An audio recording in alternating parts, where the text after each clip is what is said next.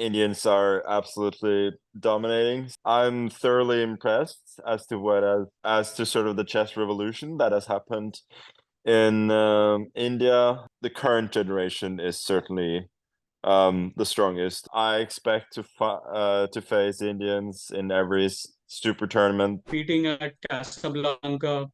It's a very novel idea. You find really interesting these kinds of variation-based events. I found the Casablanca event interesting, for sure. I definitely enjoyed the freestyle chess event we had in Germany in February, even more, because it was with a classical time control, and I think when you're playing positions that are unfamiliar to the players from the very start, then it's good to have a bit of extra time. So yeah, I enjoy that a lot for sure, and I think it's quite useful. Do you see that as maybe the future of chess, or maybe something that will interest you a lot more than traditional chess going ahead? I generally feel that faster chess is the huge part of the future of chess, but I also hope that variants can be something that you can play at longer time controls. Like, I think Elon Musk kind of mentioned this, that chess in 10 years it's very close to being fully solved. Uh, do you agree with that? I mean, what is your opinion on that?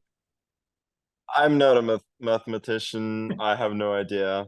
Um, from what I've heard, I guess we now have 7 pieces databases, and you'd need 32 pieces for it to be solved.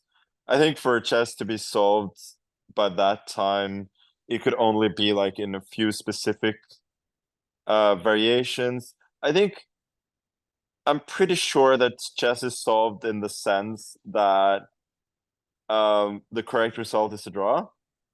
Yeah. Um, I think there is very little doubt about that. But apart from that, I don't really know.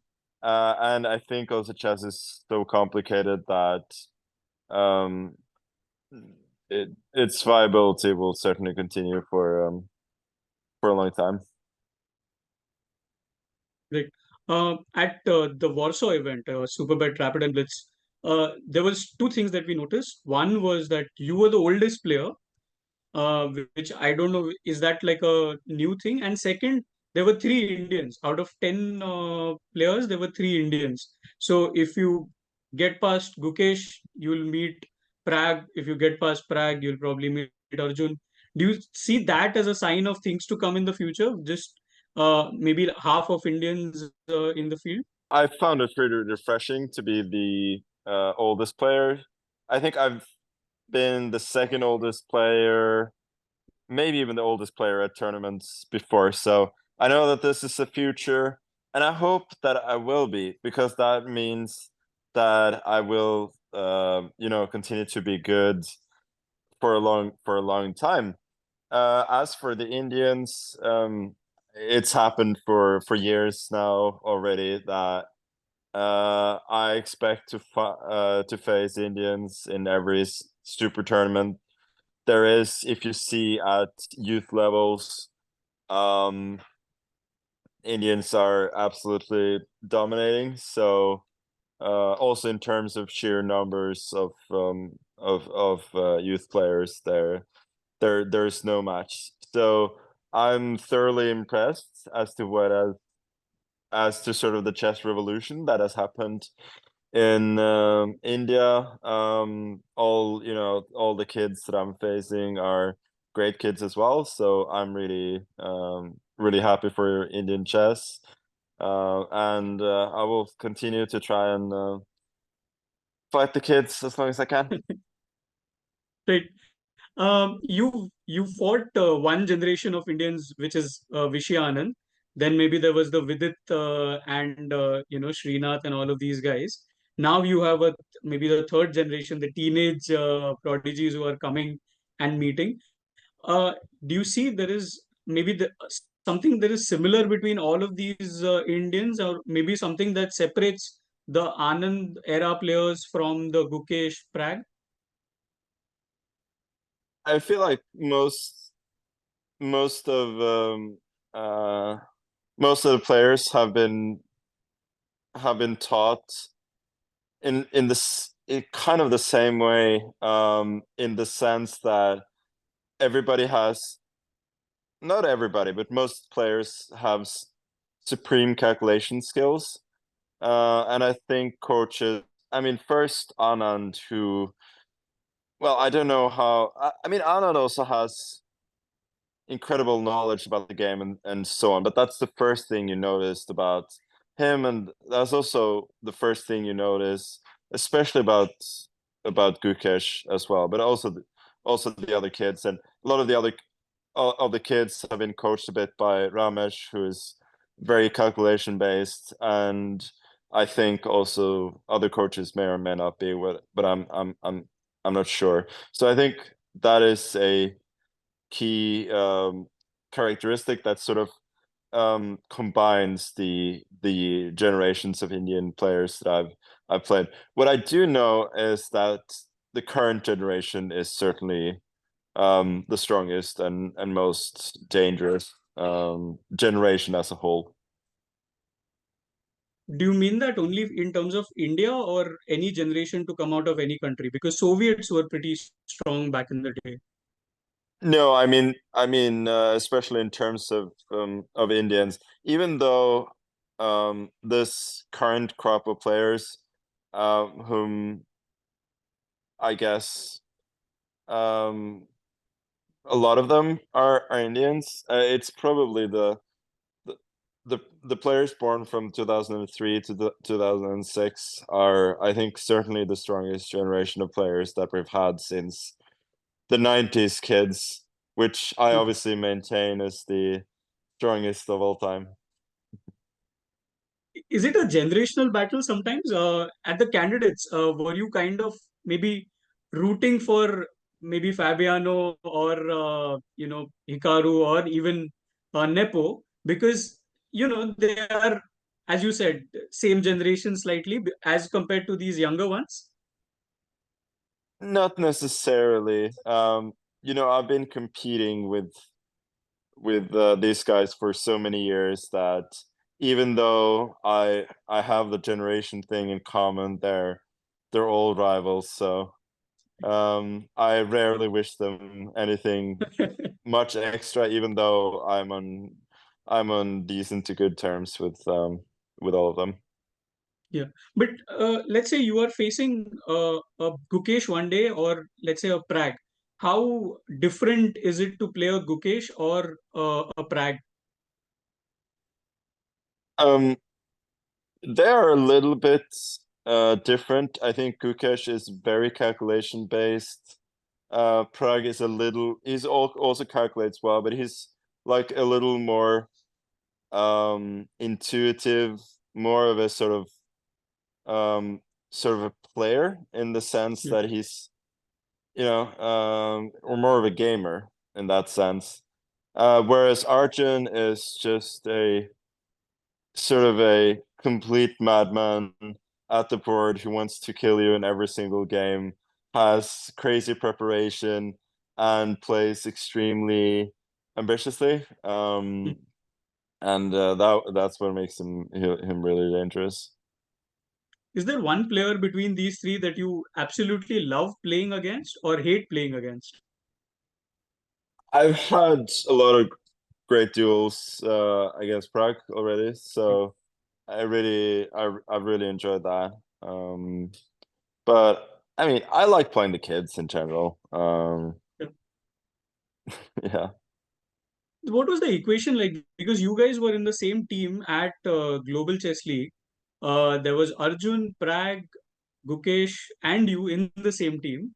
Were they coming to? I know a lot of people don't maybe ask for advice at this level, but when you have a setting like that, that time were they coming up and asking things, trying to pick your brains about just general how to live life at that elite level?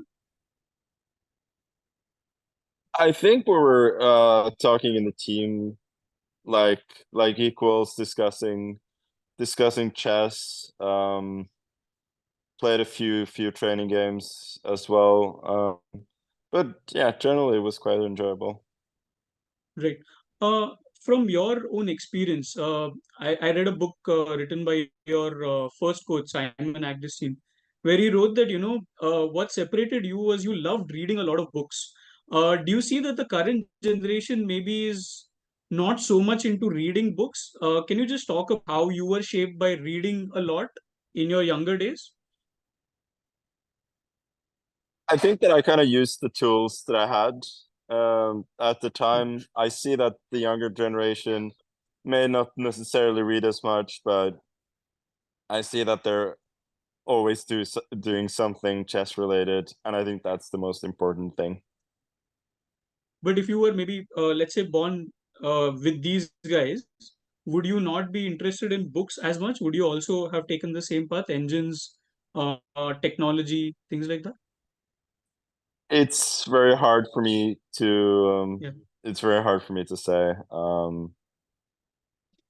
Mm, great, yeah, I don't know. great. Can you just talk about what were the factors essentially when you were coming up? We see this clip of you playing Kasparov when you were not even a grandmaster. You had also a battle against Karpov around the same time. Uh, at that stage of your life, were you intimidated at all by playing them, or has intimidation never been a factor for you every time you played?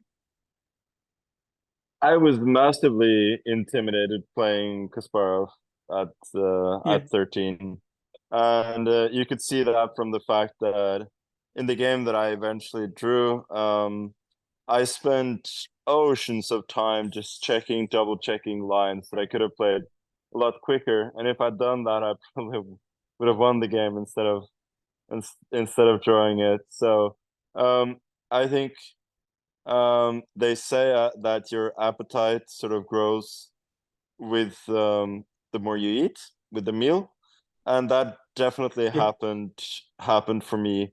The stronger I got, the more ambitious I got as well.